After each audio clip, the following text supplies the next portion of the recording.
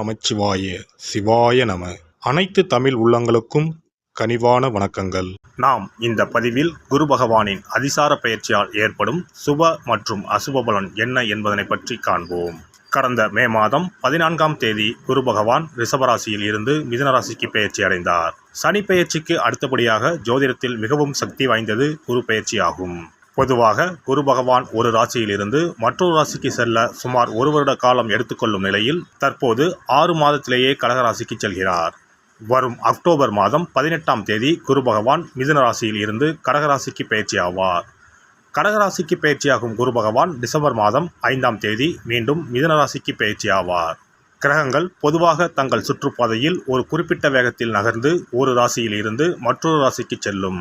சில கிரகங்கள், குறிப்பாக குரு, தங்கள் சுற்றுகளின் போது ஏற்படும் ஈர்ப்பு விசையின் காரணமாக தங்களது இயல்பான வேகத்தை விட வேகமாக நகர்ந்து குறிப்பிட்ட காலத்திற்குள் அடுத்த ராசிக்குள் நுழைந்துவிடும். இந்த வேகமான மற்றும் முன்னதாக நடக்கும் நகர்வுக்கு அதிசார பயிற்சி என்று பெயர். குரு பகவான் ஜோதிடத்தில் சுப கிரகமாக கருதப்படுகிறார்.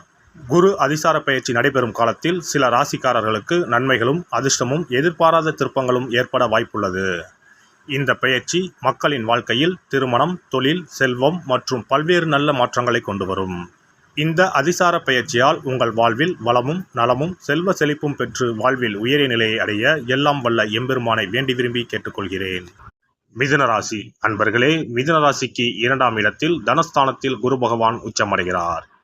அதிர்ஷ்டமான காலகட்டமாக இது இருக்கும். பணவரவு அதிகமாக இருக்கும். எப்போதும் கையில் பணம் இருந்து கொண்டே இருக்கும்.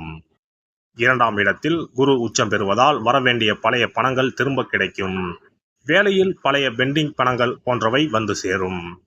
உங்கள் ராசிக்கு 7ஆம் இடத்திற்கும் 10ஆம் இடத்திற்கும் உரியவர் குரு பகவான். 7ஆம் இடம் என்பது திருமணஸ்தானம், கலஸ்திரஸ்தானம். கணவன் மனைவிக்கு இடையே கருத்து வேறுபாடுகள், சிறிய சிறிய பிரிவுகள் வருவதற்கான வாய்ப்புள்ளது. திருமண விஷயங்களில் பிரச்சனைகள் வருவதற்கான வாய்ப்புகளும் உள்ளது. தற்போது குரு பகவான் உச்சமடைந்து 2ஆம் இடத்திற்கு வருவதால் மற்றவர்கள் உங்களை சேர்த்து வைப்பார்கள். கணவன் மனைவி இணக்கமாக செல்வது நன்மையை தரும்.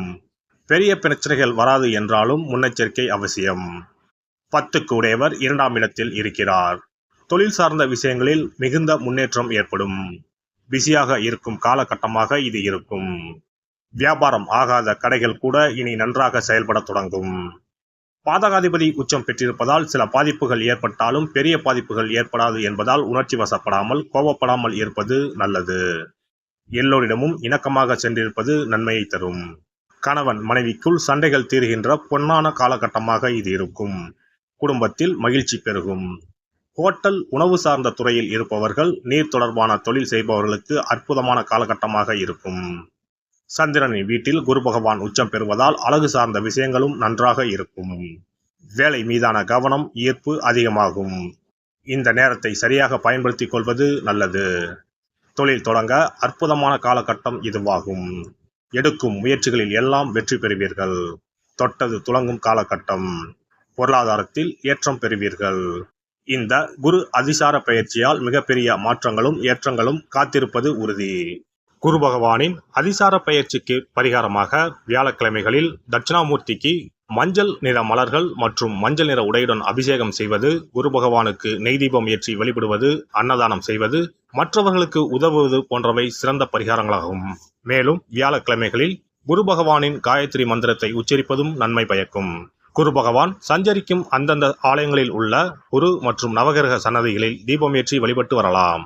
சிறப்பு பரிகாரம்: வியாழக்கிழமை அன்று மண்ணால் செய்யப்பட்ட ஒரு உண்டியலை வாங்கி வர வேண்டும். அந்த உண்டியலின் வெளிப்புறத்தில் மஞ்சளில் பன்னீரை ஊற்றி குழைத்து உண்டியல் முழுவதும் பூச வேண்டும். இப்படி பூசிய இந்த உண்டியலை நம்முடைய வீட்டின் குபேர மூலையில் வைத்துவிட வேண்டும்.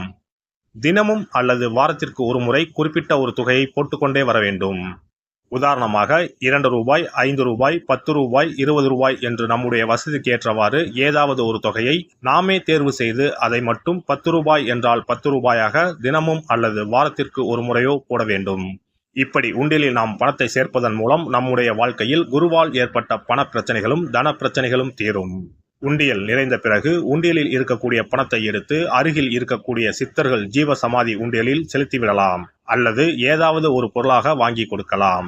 இது பொதுவான பரிகாரமாகும். உங்கள் ராசிக்குரிய அதிசார பயிற்சி பலன்களை அறிந்து அதற்கு ஏற்ற பரிகாரங்களை ஒரு அனுபவமிக்க ஜோதிடரின் ஆலோசனையின்படி செய்வது நல்லது. எல்லாம் வல்ல இறையருளால் நீங்களும் உங்கள் அன்பு குடும்பமும் உடல் நலம், நீலாயுள், நிறை செல்வம், உயர் புகழ், மெய்ஞானம் ஓங்கி வாழ்க வளமுடன். இந்த வீடியோ பதிவு உங்களுக்கு பிடித்திருந்தால் லைக் பண்ணுங்க, கமெண்ட் பண்ணுங்க, ஷேர் பண்ணுங்க, மறக்காம சப்ஸ்கிரைப் பண்ணுங்க, பக்கத்துல இருக்கிற பெல் பட்டனை கிளிக் பண்ணுங்க. நன்றி, வணக்கம். ஓம் நமச்சிவாய, சிவாய நம.